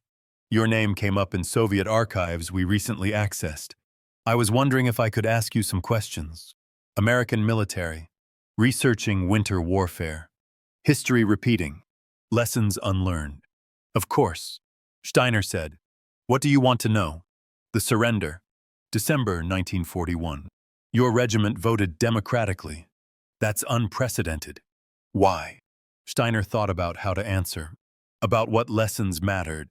About what this young American officer needed to understand. Because we'd been lied to. By our command. By ourselves. And when the lies broke down, we had to choose. Continue pretending orders from criminals deserved obedience. Or acknowledge reality and act accordingly. You're saying soldiers should disobey orders. I'm saying soldiers should think, should question, should understand the difference between duty and suicide. Between honor and machinery. Steiner paused. Have you fought in winter? Korea. Chosin Reservoir. 1950. We got surrounded by Chinese in 30 below weather. Lost a lot of men. To cold as much as combat. The parallel was exact. Chosin. Another winter disaster. Another generation learning the same lessons. Did your command prepare you? Winter equipment. Proper supplies. Silence. Then, not adequately, we had summer uniforms, light boots. Command thought we'd win before winter. Just like us, just like Napoleon, just like everyone who underestimates what winter can do. Steiner's voice hardened. Did you lose men needlessly? Because of logistical failure. Because someone calculated casualties and called them acceptable. Yes. The admission was quiet, painful. Then you understand why we surrendered, why we chose. The machinery doesn't change. The ideology shifts, but the calculations stay the same. Men become numbers. Deaths become statistics. And someone in a warm office decides what's acceptable. What should I tell my students? Officers who might face similar situations. Steiner thought about Klaus, about Volkov, about Vogel, about Wagner's epilogue, about testimony and truth. Tell them courage isn't following orders. Courage is knowing when orders are wrong and choosing differently. Tell them acceptable casualties are never acceptable to the men being calculated. Tell them machinery will always demand compliance. Their job is to remember they're human first, soldiers second. That's dangerous thinking. Could cause mutinies, breakdowns in discipline. Not as dangerous as blind obedience. That kills more soldiers than any enemy. Steiner's voice carried weight of experience. I've lived both paths, compliance and courage. Compliance felt safer. Courage felt suicidal. But compliance killed 241 men, while courage saved 468. So tell me which was more dangerous. Morrison was quiet for a long moment. I'll tell them. Include your story in the curriculum. Make sure future officers understand the choice you faced. Don't make me a hero. I'm not. I'm a warning, a testament to what happens when you choose too late. But you chose, eventually, after every other option failed, after men died, after the machinery had already won. Steiner paused. But yes, eventually, when it cost everything, I chose. That's still something. It's the minimum, the absolute minimum. But in a world of acceptable casualties, maybe minimum is revolutionary. They talked for another hour. Steiner telling stories, Morrison taking notes, history being recorded, testimony being preserved. When they finished, Morrison asked one final question. If you could go back, June 1941, knowing everything you know now, what would you do differently? Steiner didn't hesitate. I'd refuse to sign, take the court-martial, accept the consequences. And I'd tell every soldier I could reach exactly what was coming. Break the machinery instead of feeding it, even if it destroyed me. You think that would have changed anything? No. The machinery would have continued, would have replaced me with someone more compliant. The men would have frozen anyway. Steiner's voice quieted. But at least I wouldn't have been complicit. Wouldn't have helped push them into winter unprepared. Wouldn't carry the weight of their deaths on my conscience. You're still carrying it. Yes, 43 years later. Still carrying every name, every face, every compromise that killed them. Steiner paused. That's testimony's real cost. Not prison, not disgrace. The weight of truth. Forever. Morrison thanked him, hung up, left Steiner alone in his apartment, with memories, with ghosts, with the choice he'd made. Too late. But made. Friedrich Steiner died in 1987, 86 years old. Heart attack. Quick. Painless. His funeral was small. A few distant relatives. Some academic historians who'd read Wagner's book. No military honors. No state recognition. Klaus Becker attended. 70 years old. Walking with prosthetics. Soviet doctors had fitted 46 years earlier. He didn't speak, just stood at the grave, remembering. The headstone was simple. Name, dates, no rank, no decorations. And below, an inscription Klaus had requested. He tried to warn them. Then he tried to save them. Then he tried to tell the truth. Each time too late. Each time still trying. Beside it, through historical coincidence, another grave held another officer, Soviet, Dmitri Volkov, reburied here after Soviet archives opened, after his execution was revealed. After history acknowledged he'd been murdered for mercy, his stone read, he chose humanity when machinery demanded otherwise. It killed him, not far from them.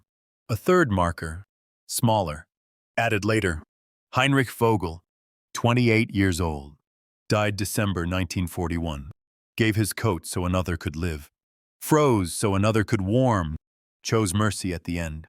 The three graves formed a triangle, 2 enemies and 1 subordinate. 3 men who'd faced impossible choices and chosen differently than their commands demanded, all paying the price, all remembered, all offering testimony to anyone willing to listen. The machinery continues. Different wars, different winters, different calculations, but the same choices, the same question. When orders are wrong and compliance is easy and courage is costly, what do you choose? Steiner chose too late. Volkov chose and died. Vogel chose and froze. Klaus chose and survived. Wagner chose and testified.